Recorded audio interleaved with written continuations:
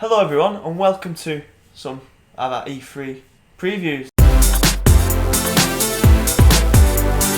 We're on the show floor now after the chaos of the conferences, and now we're trying to get our hands on all the new stuff. And Mike Stubbs here, so I've been playing, not playing per se, but seeing two Call of Duty games, one new and one old. Which one would you want to talk about first? We'll start off with the new one. Okay, best to last then. Yeah, best to last. Infinite Warfare is the latest Call of Duty. It's from Infinity Ward, so you can see what they did there. Yeah. It's good synergy. And they're generally they were originally considered probably the best Call of Duty developer. Yeah. But their last one was utter shite. It really was. And so the big thing this time is that you can go into space. And what I didn't realise was that in the demo that I saw, it started off in possibly Geneva or somewhere like that. Okay. And some explosion happened, and our superhuman dude bros ran towards the massive dust cloud, which is never a good idea. And then they spent a few minutes shooting some shit, which we'll speak about later in a bit more depth. And then halfway through the mission, they get to this clearing. They call in air support, as you sort of do, and this big kind of like the Batwing out of the last good Batman film. So Dark Knight Rises. Yeah, kind of like that, and that came in and shat all these guys up. And then instead of just going away, it sort of came in and kind of hovered just above the ground. Okay. And then old mate who you're playing goes and jumps in, and seamlessly it goes from being your typical Call of Duty level where you're running and gunning and shooting, through to you just take off in this thing. It goes up into space and you're in a space dogfight. Okay. They did confirm that it is not on rails, so it's off rails. Okay. So you can control your own ship and stuff like that. Sounds cool. They were quite I think they saw people going, oh, this is obviously going to be an on rails part. I've certainly and thought so. Quite keen to point out that actually isn't the case at all. So yeah, we saw that, and the transition was kind of cool because. Okay. What I've always thought, when, not just space games, but if you've ever sort of taken off in a plane or anything like that in a game, helicopter's probably the only exception, it never really feels like when you take off in a plane, you feel the force of it, and you just if you're looking out the window, you're right, shit, this is not natural. And in a game, they never kind of got that. It's always kind of floaty, you just you're up now, it doesn't feel momentous. Yeah, this felt there was a lot of power that had to be put in to get the thing up there. There was a ton of screen shake, and it looked really I don't want to say realistic, 'cause it's obviously not a realistic thing, but it's kind of what you imagine it would. Mm-hmm. If this was a real thing, this is what it'd be like. Yeah, I mean, there was one point where I thought if this was in VR, I'd be absolutely shitting myself right now, fearing for my life. And then they did this massive space battle, and. What was interesting is the person that they had played, it was a pre-recorded demo thing, but they had someone who clearly wasn't that good at flying doing it, because there was loads of times where I'm shit at flying games, but I thought, 100%. well, why has he turned that way? He could have turned the other way and shot the guy. So yeah, that was quite interesting to see how an average player would play it. It did look quite fun to be fair. It looked really fast. I just wonder how much of that there will be compared to normal Call of Duty, and how much you would want of that. Do you reckon there'll be a multiplayer mode in it? Because, Battlefront, I know it's Battlefront, the point of Battlefront is to have base fights, but do you reckon there's any possibility of, a dogfight online mode? I think there'll be a mode, but I think that will be very much a kind of extra sort of, kind of like how Nuketown is a bit of a joke. Okay. I think Rust. I think it will kind of be like that where no one really wants to play it, but it's good for a laugh. Yeah, I think that'll be the case. But the normal, we didn't see multiplayer. They're not showing that off till COD XP. But yeah, I think that would just be normal in that side of things. Do you see much more of the space? Not space as in spaceships, but being in space as a soldier by? Yeah, no.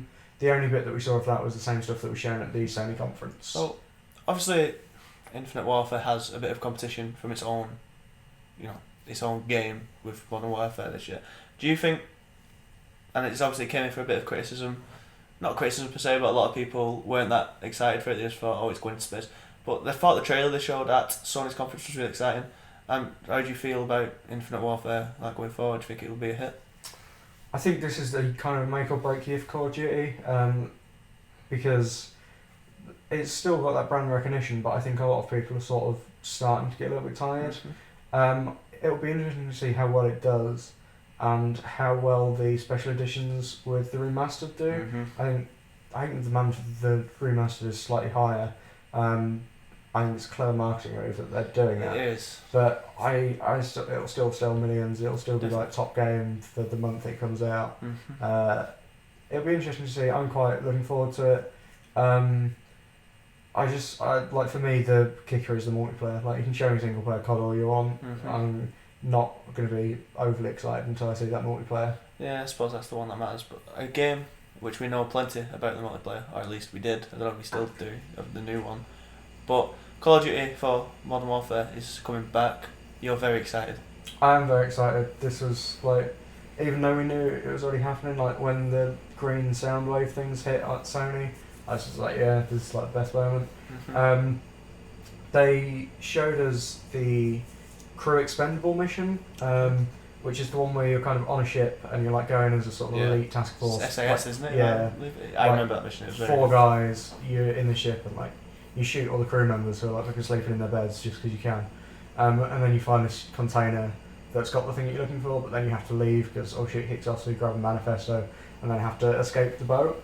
And I think a lot of people would be expecting them to demo it with the Gillies mission. Yeah, but that's how they started the advert, and everyone was excited because that is the mission. That's the most iconic mission. That is the mission, but I think this is a much better choice to demo, because Gillies is relatively slow paced and very much a single environment that doesn't have that much variation. Well. Whereas this has got water coming in, so it shows off the improved water effects. It's quite dark, which is, and you can tell from shadowing and the lighting and shit like that. It's a lot better to look at. It was difficult to tell that there was barely any difference between Infinite Warfare and Remastered visually, and obviously we know sort of the content of that of Remastered, so that's going to be really cool.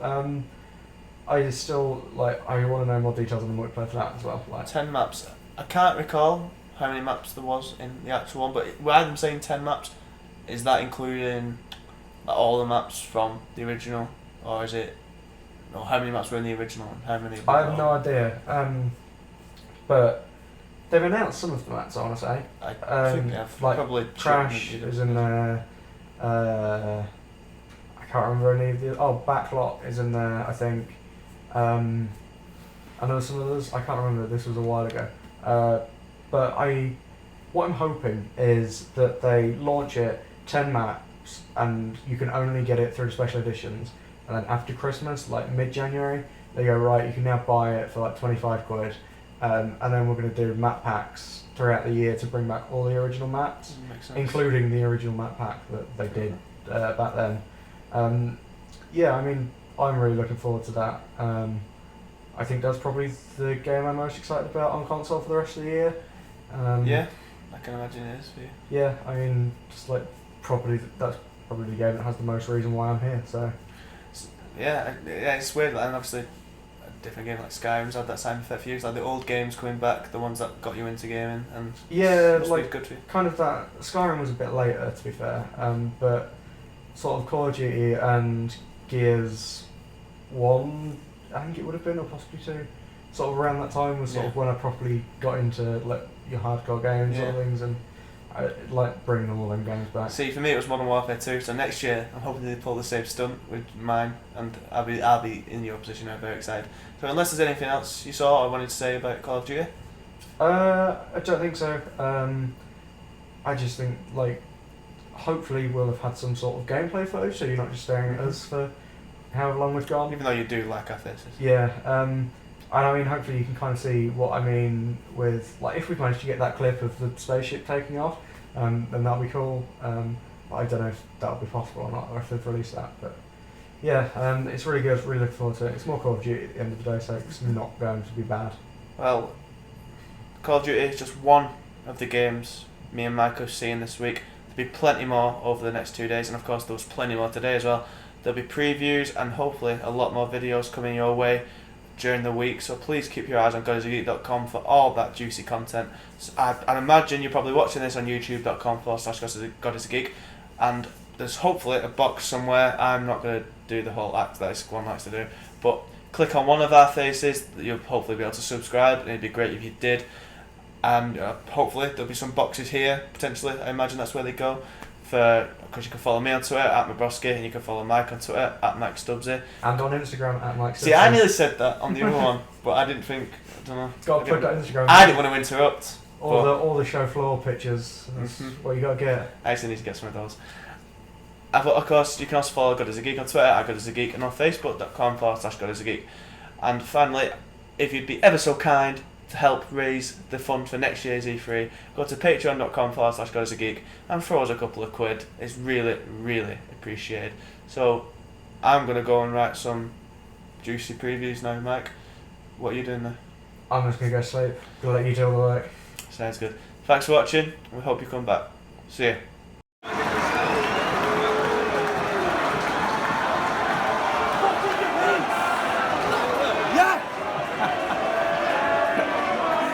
Should have backed the GodisaGeek Patreon.